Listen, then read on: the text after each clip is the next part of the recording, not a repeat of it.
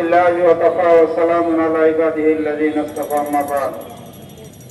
আলহামদুলিল্লাহ, আজকে এই বিক্ষোভ মিছিল ও সমাবেশের টাঙ্গাইল জেলা কওমি উলামা পরিষদের সম্মানিত সভাপতি হযরত উলামায়ে কেরাম, তোলাবায়ে ইলজাম, আপামর জনতা, সকলকে আন্তরিক শুভেচ্ছা। আল্লাহ তাআলা আমাদেরকে এই নবীর ওয়ারিস হিসাবে আমাদেরকে যে এই বিক্ষোভ মিছিল বাতিলের বিরুদ্ধে আমাদেরকে দাঁড়ানোর জন্য, আশা বসার জন্য তৌফিক দান করছেন, রব্বুল আলামিনের দরবারে শুকরিয়া আদায় করি আলহামদুলিল্লাহ।